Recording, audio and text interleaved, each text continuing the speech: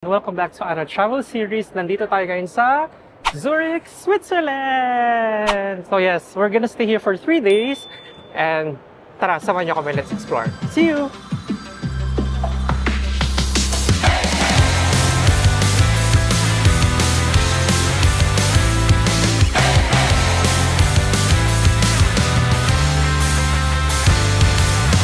I'm okay.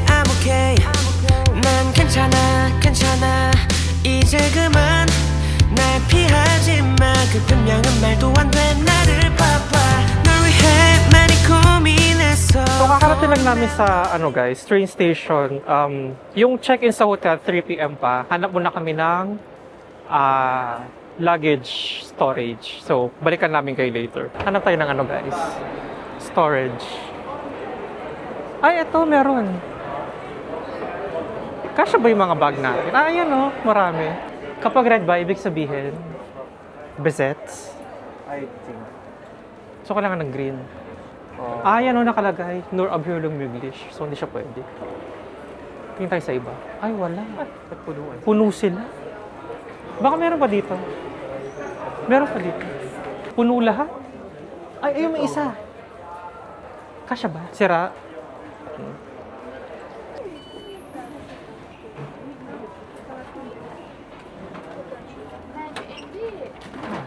Nakahanap na kami ng guys, storage.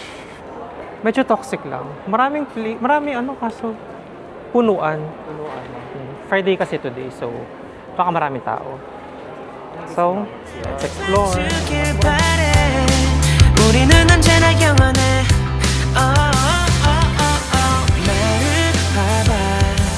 I think about you every day.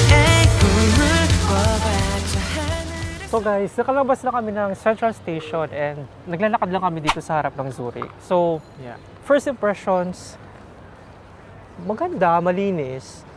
So, daming tao. Hindi ko na-expect na ganito pala karaming tao dito sa Zurich, Switzerland. Pero, we'll see, no? So, for today, wala naman kami masyadong itinerary.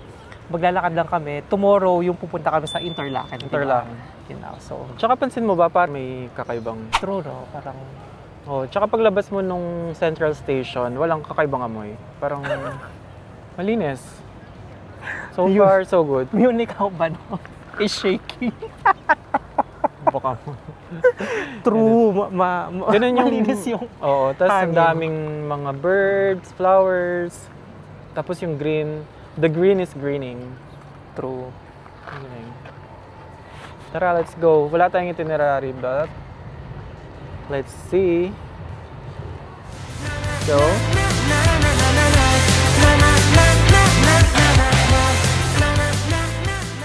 Ang linis talaga dito sa Switzerland, guys. Zurich. Nga lang, mahal dito.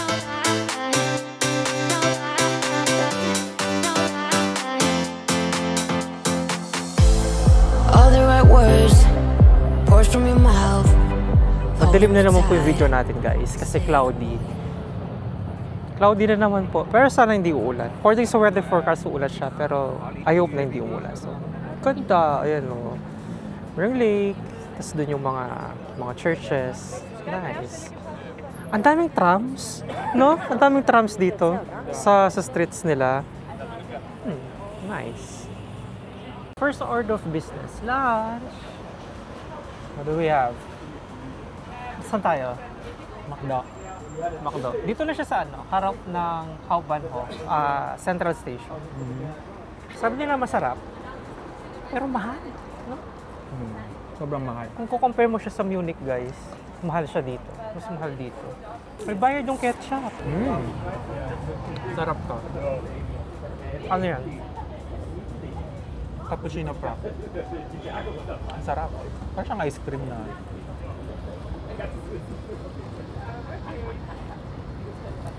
Caramel cappuccino. Ako yung in-order ko, spicy chicken. Chicken spicy. Ay, masarap. Ano yan? Spicy chicken. Spicy chicken. Gusto ko to. Masarap. Sa akin, double tasty bacon. Malaki siya. Nice. Laki pala Malaki niya. yan, no? Ba't yung sama liit?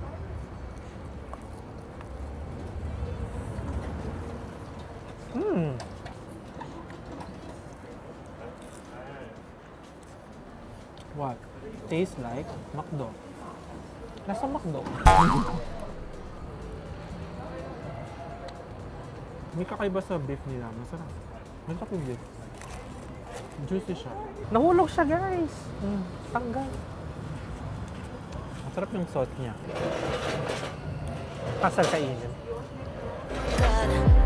It doesn't feel right. I see your eyes. Tell me no lie, lie, lie, lie, lie. Tell me no lies. Tell me no lie, lie, lie, Maraw na, lie, lie. guys. Yeah. Tapos na kami kumain sa McDo. Mahal siya. Sobrang mahal. Mahal, no? Ang mahal. Mahal siya. Para siyang 34? Mga nasa ano yun? 34. Para sigurong per meal nasa 1 to 1,500 pesos. Kung ko-compare din namin siya sa Munich, guys, mas mahal dito talaga sa Switzerland. Pero good thing, umaraw na. Yan. It's a good Nice. weather Oh, ganda. Ang ganda, oh. Yan. Ganda, oh. Mas na-appreciate ko na siya ngayon, guys. Kasi kanina, paglabas namin, ang dilim. Super overcast yung weather. Tapos, medyo maambon ng konti. Pero ngayon, ayan, since maaraw Ganda, siya, no? ang ganda, no? Tapos yun, no, yung sa water, nagre-reflect yung araw. Ang ganda. Wow. Nice. Maglakad ka lang dito, very chill. Tapos, alam, yung mga tito at tita ngayon, naka-jogging era. Ang ganda mag-jogging dito. Ang daming ang daming Asians, guys. Hindi tourists, yung mga dito sila nakatira. Kasi doon sa napuntahan namin kaninang alley, maraming Asian restaurants. Tas yun, ang daming, di ko expect na maraming Asians, no? Ang dami. So yun, we belong. Lipat na sa Zurich, guys. Zurich? Pero grabe talaga yung presyo sa Zurich. Parang upon checking sa mga Asian restaurant, yung mga starting price ng menu is around 25 francs, Sage francs. True. Ano pangalan naman na? Sage francs? Swiss francs. Swiss francs? Doble yung presyo ng guys, yung tinignan naming restaurant kanina. Kumbaga sa Munich, for example, dun sa Vietnamese restaurant, makakakain ka ng mga 13-14 euro. Doon 27 yung starting price. Ang mahal. Napumakdo kami. Masarap. Craving for McDo in Switzerland. Dito yung mga yung mga lux. So may mga lux. Check natin. Maganda, no? Joke lang yung araw, guys. Wala na siya ulit. 5 minutes lang siya. Diba? Tapos Kung wala na. Wala na pong araw.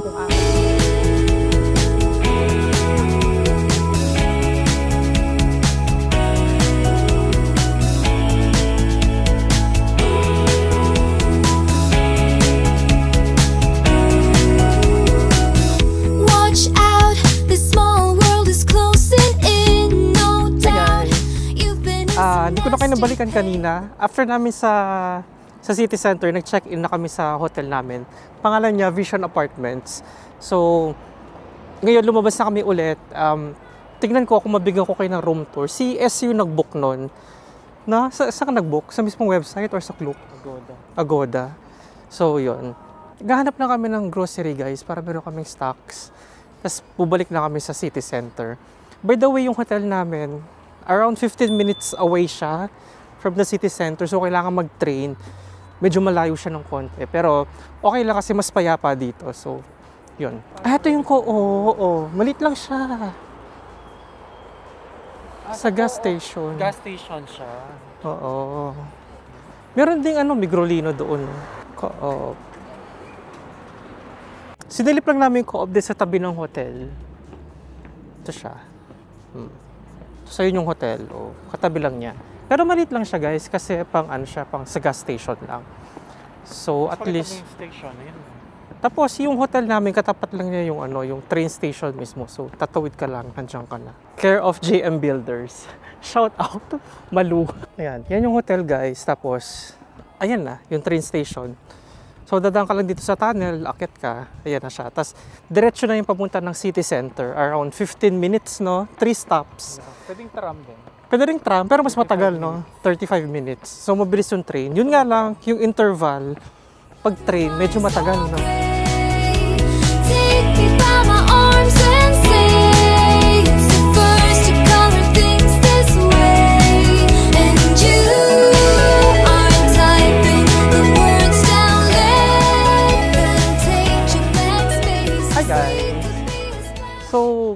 From the Central Station, Bahnhofstrasse, sumakay kami ng tram number 17. Tapos bumaba kami dito sa Stockerstrasse. May nakita kaming lake. Yun, ganda niya. Linaw ng tubig. So medyo malayo siya sa tawag dito, sa may tourist area, no. So by the way, dun sa Bahnhofstrasse, guys, yun yung parang main shopping district din, no, sa harap ng Central Station. So yun, maraming shops, luxury tawag doon, mga luxury na brands, nandun din sila. So if you're into that, pwede kayong bumili. Pero kami mas gusto namin na puntahan to kasi nakita namin sa Apple Maps kanina, malaki siyang lake, so tignan natin kung ano makikita natin dito. Ganda, linaw ng tubig, tsaka ang payapa. Mas konti yung tao dito. Pakita ko yung tubig, wait lang. Ayan, oh, linaw ng tubig, ang linis.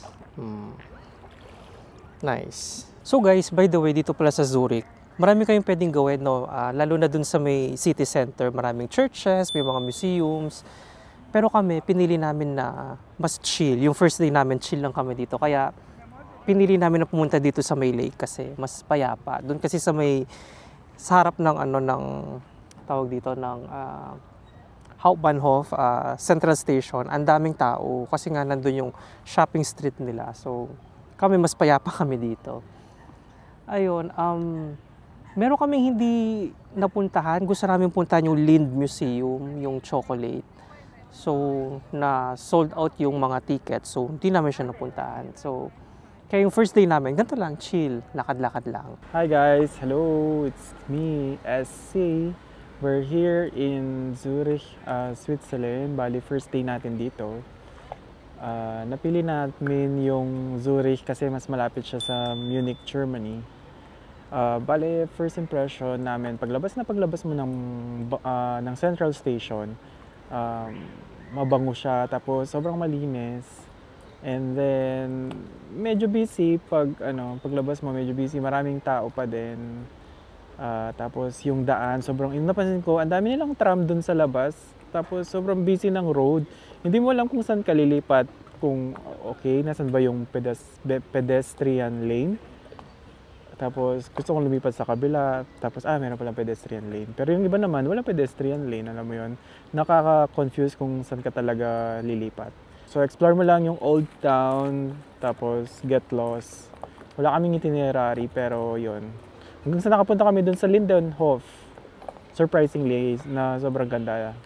I think na feature yon sa isa sa mga Korean novela. Hindi ko lang siya napanood. But now,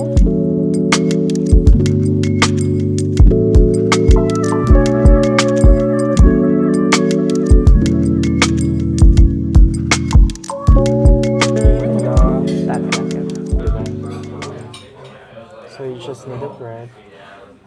Yung bread yung pag-mix mo. Tapos yun, nawala yung bread. Hanapin mo siya. Buisit. Diba? Dapat try natin.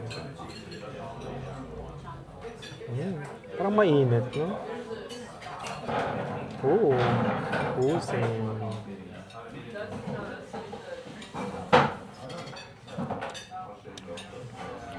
Ay, ang sarap. Alam mo yung taste niya, parang siyang meron siyang shinken. Ano ba yung shinken? Parang siyang may cured meat. Parang may siyang cured meat. Ganun yung taste, even without. Ang sarap. So, let's try the fondue. So, this one, guys, ano siya, mix. Dalawang klaseng cheese, no? Yung nilagay nila. So, let's try. Oops. Try with the bread.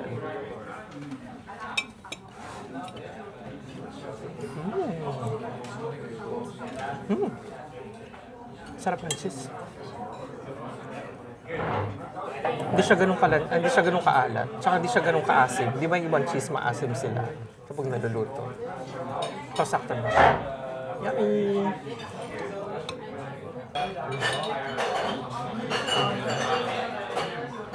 Mainit.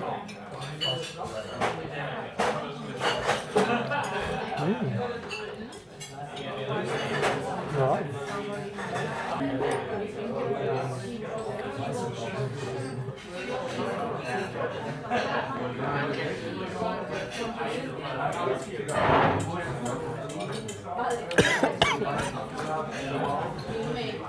Nanuntok. Aray. Sarap pala. Nangiinom na naman tayo, guys. Alam niyo lang kasi.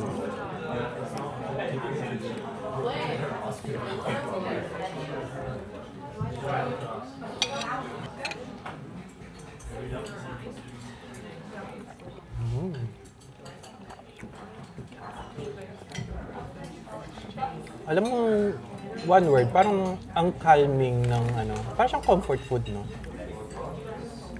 Since mahilig tayo sa ano, 4 cheese pizza, 4 formaggi, na-appreciate natin siya. Tapos yung kasing ano medyo oldie-oldie yung ano, yung restaurant. Kulang na lang yung parang may paapoy, tas winter sa labas. Kulang na lang may mga baka sa labas. Yung feeling nasa bundok ka, no? Ganun yung feeling niya. Oo, parang ganun. Parang nasa cabin.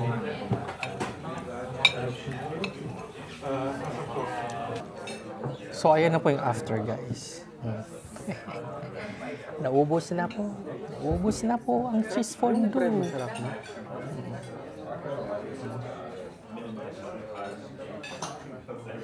Nag-crust na yung cheese. Yummy! Ito merang talaga siya. Merang yan. Cream merang.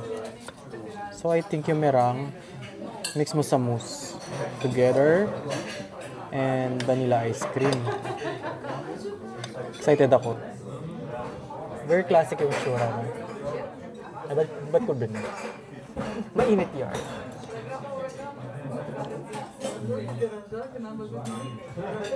It disappears. Ganun siya. Nalulusaw yung sarap. merang. Yeah. Nalulusaw. Sarap.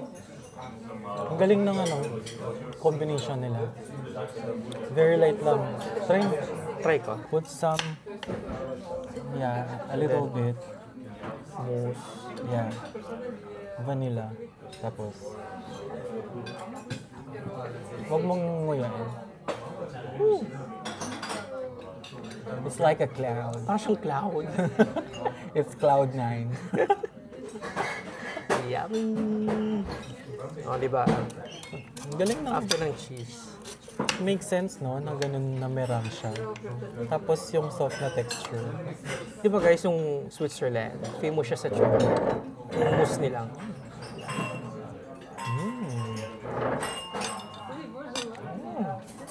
I think more than the taste, actually yung taste-wise Yung sobrang perfect texture. na Yung texture. Texture, no? Yung parang nawala na lang siya sa mouth mo. 10 out of 10. Parang pang ano na to? Michelin level. Michelin, 5 stars. Ganyan kaya lahat. Ano? Sarap. Ito guys. Diretso dito yan. Yung texture, no? Galing. Galing. Gusto ko yun. Melts in your mouth. Nalulusaw talaga siya. Literal. Yummy.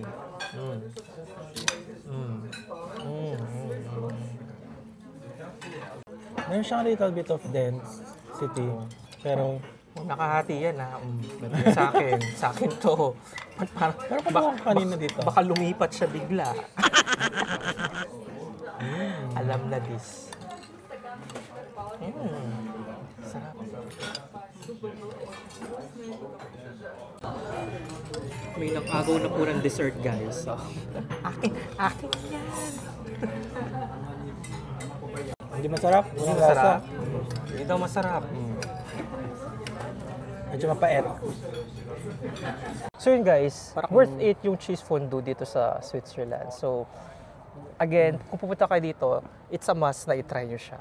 Or pwede din yung raclette. Pero kami, sinus namin yung fondue kasi yun talagang kinikrave namin. So, super worth it. And the dessert, that was the surprise, the very good surprise. And that's my first cheese fondue in my entire life. first cheese fondue. First Switzerland. cheese fondue, Switzerland. Kahit hindi ka anak ng contractor, Makakain mo yan. Magsipag ka lang. True, magsipag ka lang guys. Magsipag lang tayo guys, ha?